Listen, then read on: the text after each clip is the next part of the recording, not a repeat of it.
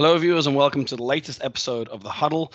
We have a special guest today, Isabelle Falque-Pierrotin, Chair of ANJ. Isabelle, thanks for joining us. Thank you. Thank you to invite me. Yeah, looking forward to speaking to you all about the French market. Plenty going on. But to start off with, could you maybe tell us a little bit about yourself, your journey, and what kind of brought you here? Oh, it's a long journey, I would say. Well, my background is both business and civil service. I went to HEC to study business, and then I went to ENA, which is the French School for Civil Service. Then I specialized somehow into internet regulation. I was one of the French person interested in the 90s with the internet emergence. And I worked with the OECD, and then I created and I managed for 10 years the Internet Rights Forum, which was a co-regulatory body putting together people from the administration, from the business, and from the civil society to elaborate the internet rules. Then I chaired the CNIL, the French Data Protection Authority, for 7 years. And so I'm now with the ANJ, so I have quite an important regulation experience, but the market is very different, so it's very interesting. Yeah, in terms of, you said the internet in the 90s, were you as a regulator or just as an individual maybe a little bit ahead of your time, ahead of maybe the rest of the pack? Yeah, I mean, what we try to prevent in the Internet Rights Forum is to put on the internet realities the scope of the ancient world, and in particular the broadcast regulation. And so the idea was to set a new place where a dialogue between all the stakeholders could emerge and elaborate collectively, co-elaborate the internet rules that were needed in terms of intellectual property rights, in terms of electronic commerce. And so we issued recommendation. It was not a binding authority. Actually, it was a non-profit entity. But all the recommendation we issued for 8 years were implemented through laws, through decrees, through codes of conduct from in the industry. So it was a fascinating period in terms of creative work, I would say. You mentioned the market is very different today. It's always changing. I wanted to ask, obviously, you're a regulator in France. Big news recently that took the industry perhaps a little bit by surprise, FDJ's offer for Kindred Group. Just wanted to ask for your kind of views on how you saw that news. Obviously, as a regulator, you know, I suppose there's maybe not too much you can say, but I wonder how the ANJ reacted. Well, for us, it is a major operation. It's a major operation, and it will change the balance of the market and probably increase the high level of competition between the operators.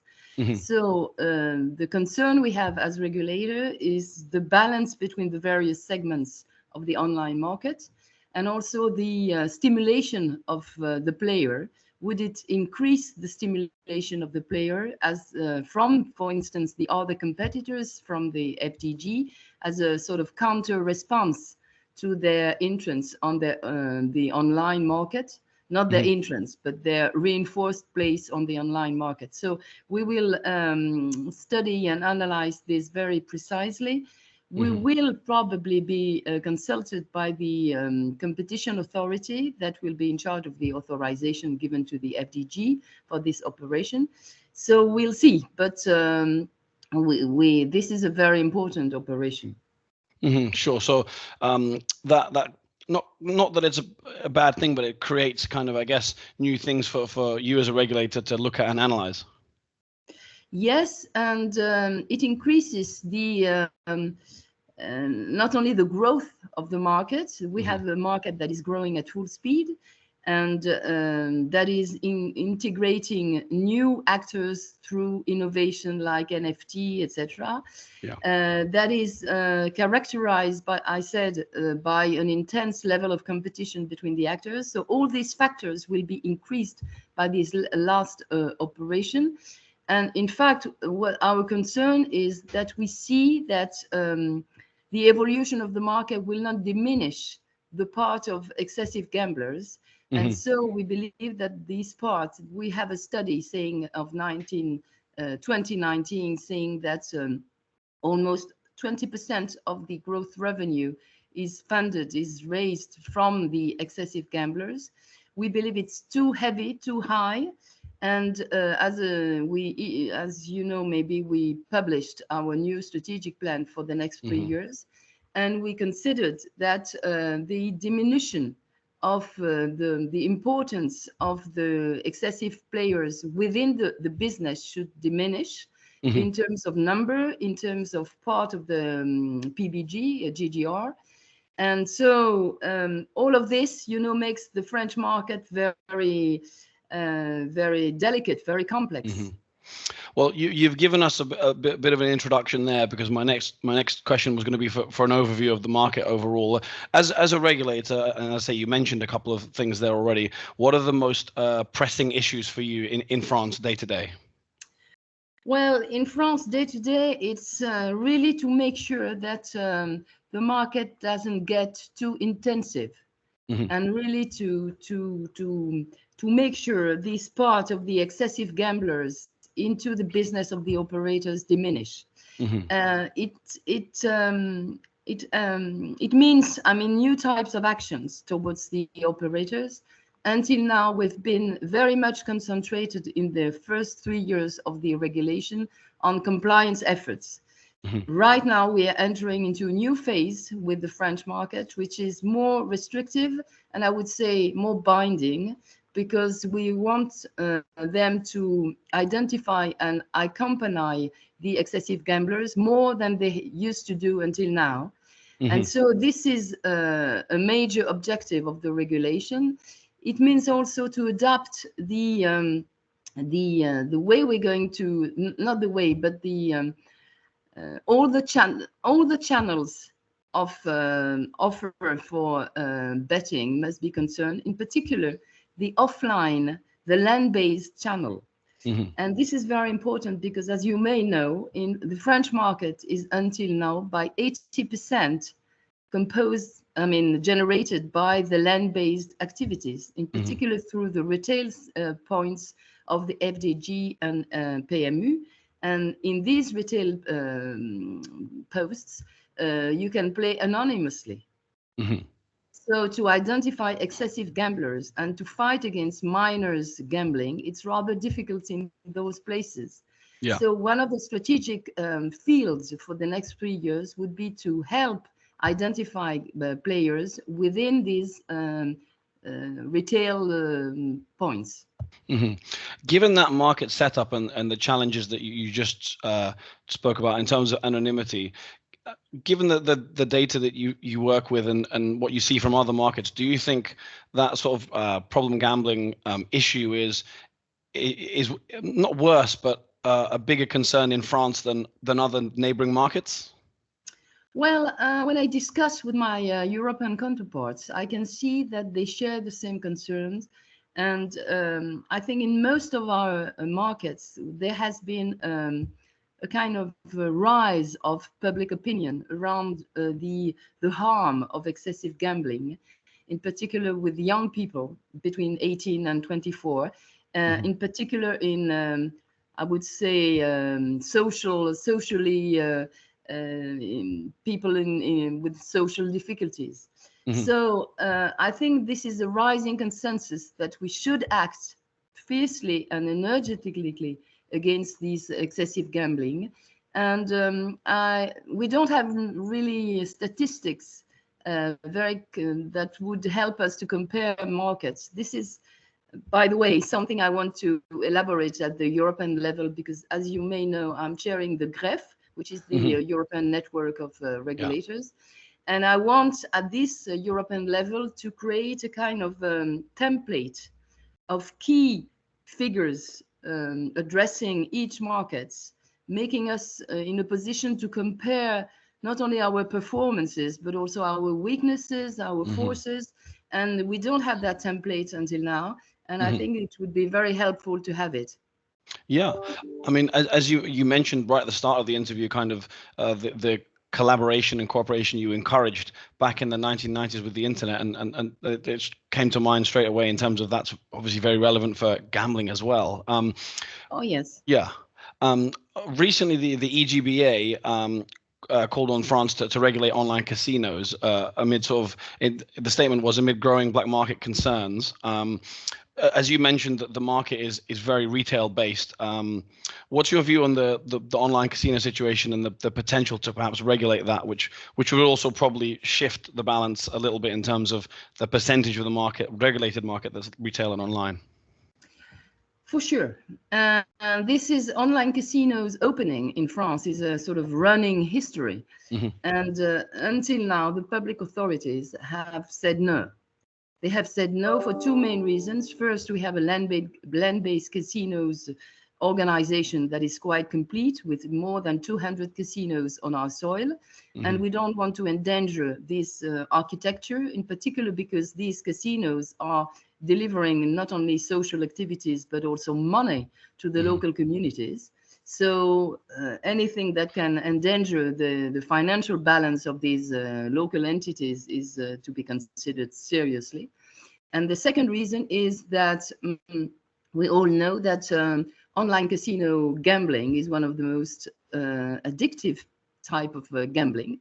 So in the countries, I think of the UK, for instance, where it's possible to have online casinos, they are restricting the possibility to bet, and they are limiting things.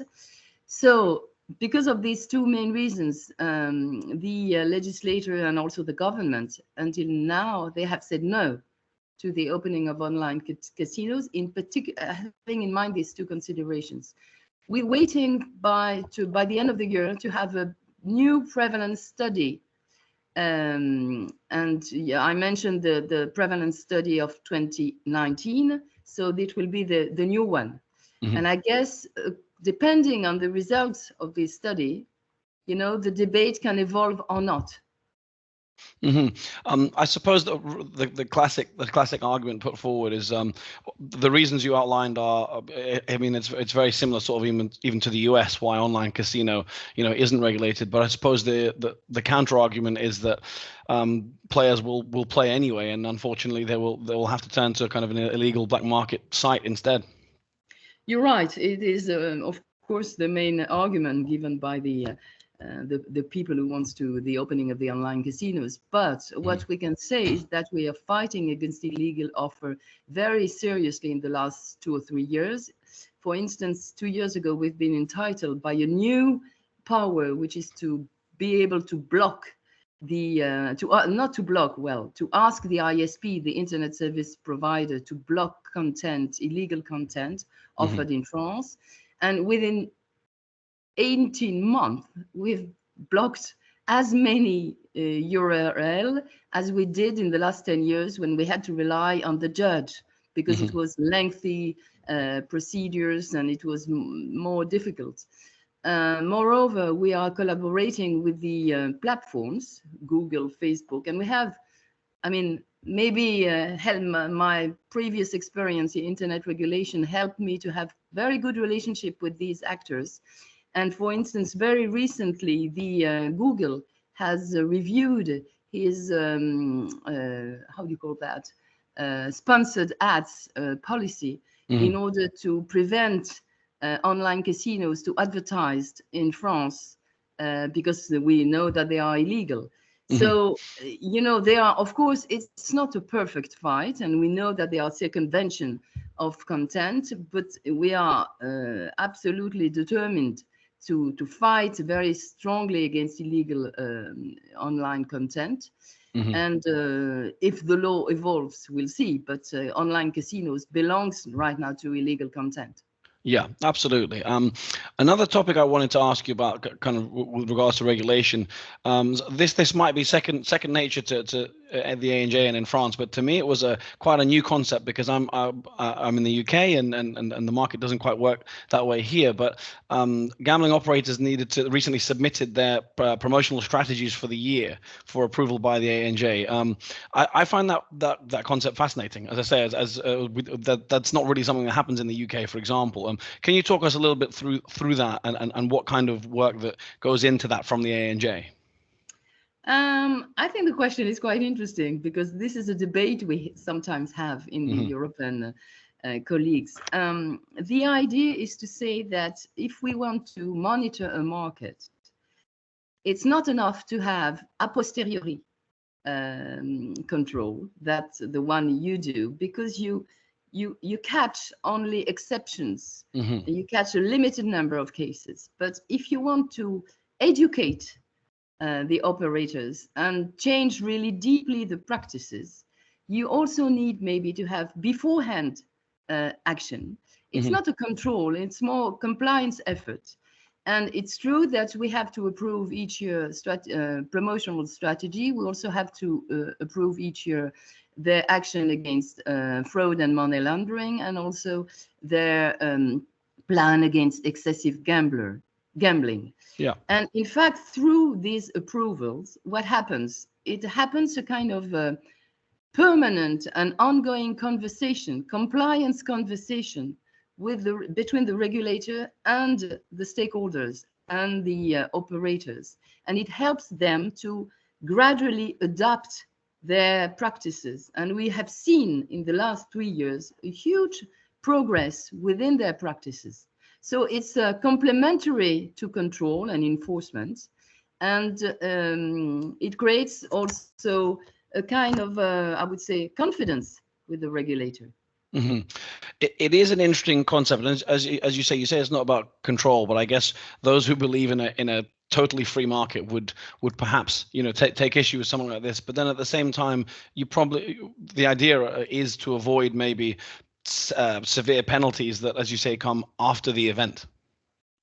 It is to limit the number of severe penalties. Also for us, we all know that the penalties, the sanctions, it takes quite a while to have them enforced and elaborated and enforced. Whether this action is an ongoing action, so very, I would say, somehow closer to the market. So once it is, the only condition of this is not to enter into a micro monitoring of the practices. Okay, so because it wouldn't be adapted to, I think, the environment. So we stay at our level, which is setting objectives, setting principles, and we let them elaborate the practices they want. But still, we have a way of pressure and of influence, I would say, on beforehand. Overall, given everything we've discussed so far, how do you judge the kind of the health of the French market at the moment, and then by extension, the body of work left? I mean, the work never stops, but the work that the ANJ has to do this year. Well, I think the French market is in very good health. It has recovered from the COVID, and it is now above the figures of 2019. The online market is growing, and there are new actors wanting to enter the French market, which it's a sign of its, I would say, dynamic and health. For the regulator, it is a huge load of work because we are a young authority, only 3 years since our creation, and we have been recruited quite a large number of new staff.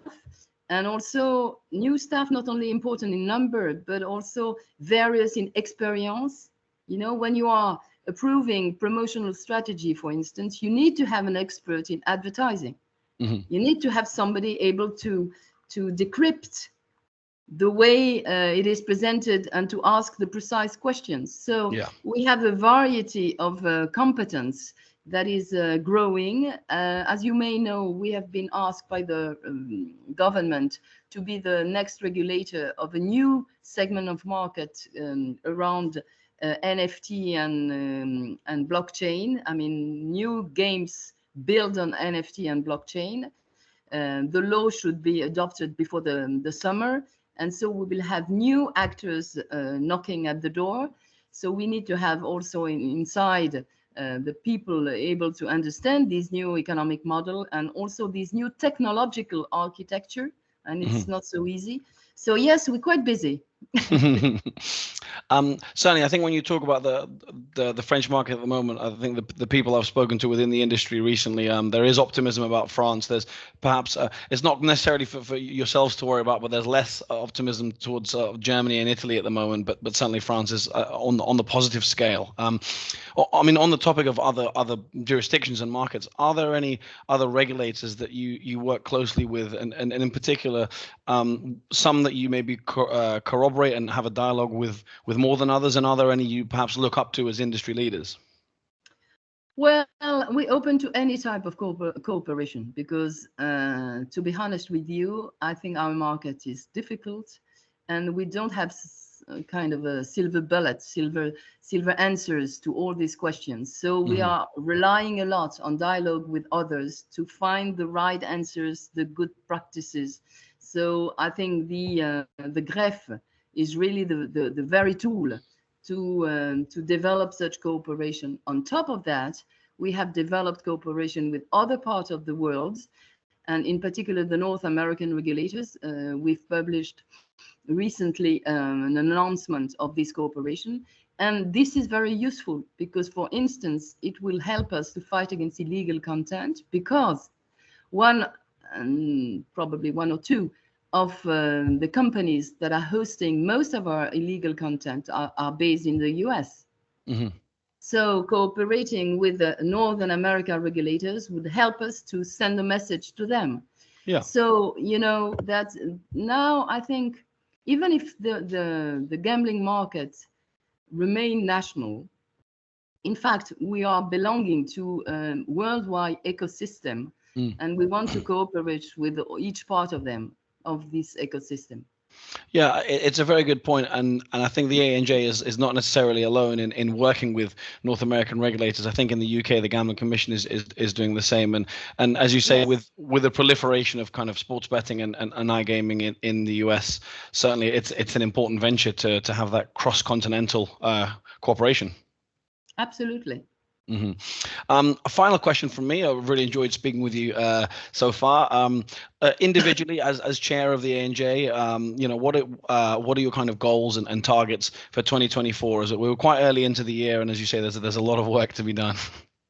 Well, to implement and to launch properly and wisely the new strategic plan is a key element for me, because we need a change of economic model and somehow a change of culture in between the operators.